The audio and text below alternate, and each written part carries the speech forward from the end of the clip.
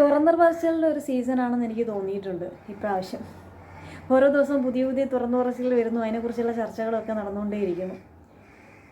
അപ്പോൾ ഞാൻ മുമ്പൊരു വീഡിയോയിൽ പറഞ്ഞിരുന്നു, തുറന്നു പറച്ചിലുകൾക്ക് ഭയങ്കരമായിട്ട് സ്വാഗതം കൊടുക്കുന്ന ഒരാളാണ് ഞാനെന്ന്. എന്തെന്ന് വെച്ചാൽ ഇതൊരു വലിയ മാറ്റമാണ്.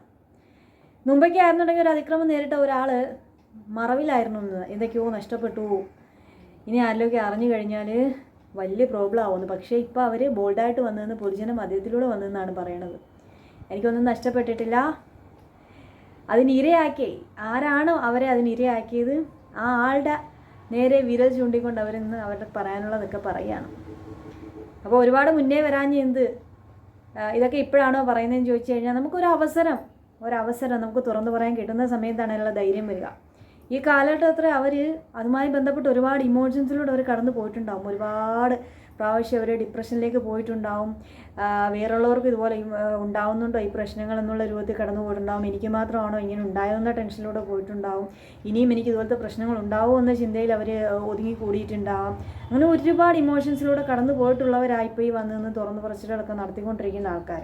അവർക്കൊരു സപ്പോർട്ട് അന്നേ കിട്ടിയിട്ടുണ്ടായിരുന്നെങ്കിൽ തീർച്ചയായും തുറന്നു പറയപ്പെടുമായിരുന്നു എന്ന് 100% എനിക്ക് തോന്നിയിട്ടുണ്ട്. പിന്നെ ഈ തുറന്നു പറയുന്ന വഴി ഉണ്ടാകുന്ന വേറൊരു മാറ്റം എന്തെന്ന് വെച്ചാൽ, ഈ അതിക്രമത്തിന് ഒക്കെ ഈ ചെയ്യുന്ന ഒരാളുണ്ടല്ലോ, ആ വ്യക്തി ഇതേ അതിക്രമം ഇനിയും തുടർന്നുകൊണ്ട് ഇരിക്കുകയാണെന്നുണ്ടെങ്കിൽ പുതിയ പുതിയ ആൾക്കാർ വേറെ ആൾക്കാർ ചെന്നിട്ട് അവരാളുടെ വലയിൽ വീഴാതിരിക്കും. കാരണം ഈ ഒരാളെക്കുറിച്ചുള്ള വെളിപ്പെടുത്തി വന്നു കഴിയുമ്പോൾ ഇത് ഇന്ന ടൈപ്പ് ആളാണ്, നമ്മളീ കാണുന്നതൊന്നും അല്ല എന്ന് മനസ്സിലായി കഴിയുമ്പോൾ പിന്നെ ഇനി എന്ത് കാര്യമെന്ന് പറഞ്ഞാൽ ഒരു മുൻകരുതലെടുക്കും. ഇവരൊക്കെ കുറച്ച് നാളത്തേക്കെങ്കിലും ഒന്ന് ഒതുങ്ങി നിൽക്കും. ചെയ്തുകൊണ്ടിരിക്കണം സ്ഥിരം ഇതുപോലെ ചെയ്യുന്ന ആൾക്കാരാണെന്നുണ്ടെങ്കിൽ കുറച്ചൊന്ന് ഒതുങ്ങും. പിന്നെ അവർക്ക് അന്നവർ ഇരുളിൻ്റെ മറവിലാണ് ഈ അതിക്രമമൊക്കെ ചെയ്തത്. അവർക്കൊന്നും നഷ്ടപ്പെടാനില്ല. അതായത് ആരറിഞ്ഞാലും ഞങ്ങൾക്കൊരു പ്രശ്നമില്ല, ആരും അറിയാനും പോകില്ലാന്ന് വിചാരിച്ച് അവർ ചെയ്ത അതിക്രമമാണ്. ഇന്ന് അവരുടെ കുടുംബവും എല്ലാം ഇത് അറിയുന്നുണ്ട്, അവരെ ബന്ധപ്പെട്ട എല്ലാ ആൾക്കാരും. അപ്പോൾ അവരനുഭവിക്കുന്ന വിഷമവും കൂടി ഈ ഒരു പ്രശ്നം ഉണ്ടാക്കിയ ആൾ കാണുന്നുണ്ട്. അപ്പോൾ അവർക്ക് കുറച്ചെങ്കിലും ഇത്തിരിയെങ്കിലും ഒരു മൂളയുള്ളവരാണെന്നുണ്ടെങ്കിൽ അവർ നല്ല ആത്മസംഘർഷത്തിലേക്ക് പോകും. നന്നാവാനാണെങ്കിൽ ഇത് തന്നെയാണ് അവർക്ക് കിട്ടാവുന്ന ഏറ്റവും വലിയ ശിക്ഷ. കാരണം നമ്മൾ കണ്ടിട്ടുണ്ട് വലിയ ശിക്ഷകളൊന്നും അങ്ങനെ വലിയ ആൾക്കാർക്കൊന്നും കൊടുത്ത് നമ്മൾ കണ്ടിട്ടില്ല. അതൊക്കെ പല വഴിക്ക് എത്തുമ്പോൾ ഏതെങ്കിലുമൊക്കെ രൂപത്തിൽ അങ്ങ് സ്കിപ്പായി പോകാറാണ് പതിവ്. അതുകൊണ്ട് ഈ രൂപത്തിലെങ്കിലും ഒരു ശിക്ഷ അവർക്ക് കിട്ടട്ടെ എന്നുള്ളത് തന്നെയാണ്. അതിന് ഏത് മേഖലയിലായാലും ചൂഷണത്തിന് ഇരയാക്കപ്പെടുന്നവർ വന്ന് തുറന്ന് പറയണം. കാരണം അല്ലെങ്കിൽ എല്ലാ കാലത്തും ഈ കാര്യങ്ങൾ തുടർന്നുകൊണ്ടേയിരിക്കും. തുറന്നു പറയുക എന്ന് പറയുന്നത് തന്നെ വലിയൊരു മാറ്റത്തിന് ഭാഗമായിട്ട് കാണണം. ഈ തുറന്നു പറച്ചിലുകൾ ഉണ്ടാകുമ്പോൾ തന്നെ ഈ ഇങ്ങനെയൊക്കെ ചെയ്യുന്ന ആൾക്കാരൊന്ന് പേടിക്കും. ഇനിയിപ്പോൾ നാളെ എൻ്റെ കാര്യം വന്ന് പറഞ്ഞാലോ, പറയാൻ പറ്റത്തില്ല, ഏത് നേരത്താണെന്നൊക്കെ ഒരു ചിന്ത വന്നിട്ട് ആ ഒരു കാര്യത്തിൽ നിന്നൊക്കെ പിന്മാറാൻ സാധ്യതയുണ്ട്.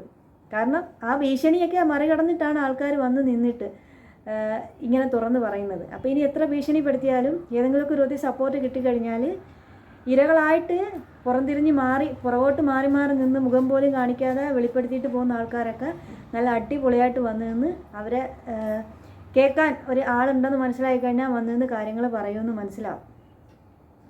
അപ്പോൾ എനിക്ക് ഏത് രൂപത്തിലായാലും നമുക്ക് എവിടെയെങ്കിലും അതിക്രമങ്ങൾ നേരിട്ട് കഴിഞ്ഞാൽ നമുക്ക് അപ്പം തന്നെ നമുക്ക് പ്രതികരിക്കാവുന്നത് അപ്പം തന്നെ നമ്മൾ പ്രതികരിക്കുകയും വേണം. ഇനി നമുക്ക് പറയാനുള്ള കാര്യങ്ങൾ നമ്മളെ കയ്യിൽ ഏത് രൂപമാണോ ഉള്ളത് നമുക്കത് പുറത്ത് ചെയ്യാൻ കഴിയുന്നത്. കാരണം നമ്മളിപ്പോൾ ഒരു ഒറ്റയ്ക്ക് നിന്ന് എവിടെന്നെങ്കിലും വിളിച്ച് പറഞ്ഞു കഴിഞ്ഞാൽ സഹായിക്കാൻ ഒരു 10 പേര് വരുമെന്ന് ഉറപ്പൊന്നുമില്ല. കാരണം നമ്മളവർക്കറിയില്ല ഇതാണെന്നൊന്നും ആർക്കും മനസ്സിലാവുന്നില്ല. പിന്നെ ഓപ്പോസിറ്റ് നിൽക്കുന്ന ഒരാൾ ഇച്ചിരി അറിയപ്പെടുന്ന ആളെ പിന്നെ പറയുകയും വേണം. അപ്പം ഇതുപോലെ ഏതെങ്കിലുമൊക്കെ ഒരു നമ്മളെ സോഷ്യൽ മീഡിയ അക്കൗണ്ടോ മാധ്യമങ്ങളോ ഒക്കെ ആണെന്നുണ്ടെങ്കിൽ അത് ഒറ്റ പ്രാവശ്യം കൊണ്ട് തന്നെ പറഞ്ഞതിന് മുമ്പ് കുറേ സ്ഥലങ്ങളിലേക്ക് അങ്ങ് എത്തും. അങ്ങനെ ഒരു സാധ്യത ഈ ഒരു കാലഘട്ടത്തിലുണ്ട്. ഇതൊക്കെ മനസ്സിലാക്കിയിട്ട് ഇനിയെങ്കിലും ഈ ഇരുട്ടിൻ്റെ മറവിലോ എവിടെയെങ്കിലുമൊക്കെ സ്ഥലത്ത് ഒളിഞ്ഞിരുന്നിട്ട് മറ്റുള്ളവരെ ഇരയാക്കാനും ചൂഷണം ചെയ്യാനും തനിക്കുള്ള സ്വാധീനം ഉപയോഗിച്ചിട്ട് എന്തെങ്കിലുമൊക്കെ കാണിക്കാൻ ശ്രമിക്കുന്ന ആൾക്കാർക്കൊക്കെ ഒരു പാഠമായിരിക്കട്ടെ. അങ്ങനെ ഇരയായിക്കൊണ്ടിരിക്കുന്ന ഓരോ ആൾക്കാർക്കുള്ള ഉയർത്തെഴുന്നേൽപ്പിനുള്ള ഒരു പ്രചോദനവുമായി മാറട്ടെ.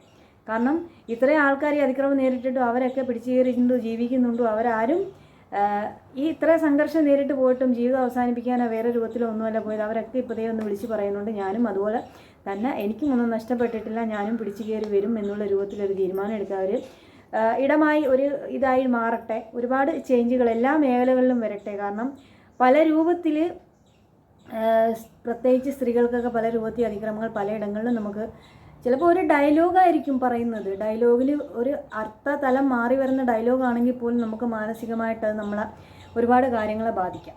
അപ്പോൾ അങ്ങനെയൊക്കെ പറയുന്ന ദ്വയാർത്ഥ പ്രയോഗങ്ങളൊക്കെ നടന്ന ആൾക്കാർക്ക് എല്ലാം ഒരു പാഠമായിരിക്കട്ടെ. കാരണം നമുക്ക് പീഡനമെന്ന് പറയുമ്പം പീഡനം എന്നൊരു വാക്കിന് നമുക്ക് വാക്കുകൾ കൊണ്ട് ഒരാളെ പീഡിപ്പിക്കാൻ പറ്റും, പ്രവൃത്തി കൊണ്ട് പീഡിപ്പിക്കാൻ, ആംഗ്യം കൊണ്ട് പീഡിപ്പിക്കാൻ പറ്റും, ഒരുപാട് രൂപത്തിൽ മാനസികമായിട്ട് പീഡിപ്പിക്കാൻ പറ്റും. പീഡനം ഒരുപാട് തലങ്ങളുണ്ട്. അപ്പോൾ ഏത് പീഡനം നേരിടുന്നവർക്കും അതിൽ നിന്ന് പുറത്ത് കടക്കാനൊരു ധൈര്യം കിട്ടേണ്ടതുണ്ട്. അപ്പോൾ അതിന് ഈ തുറന്നു പറച്ചിലുകളുടെയൊക്കെ ആൾക്കാരുടെ ധൈര്യം അവർക്കൊക്കെ ഒരു സപ്പോർട്ടാവട്ടെ.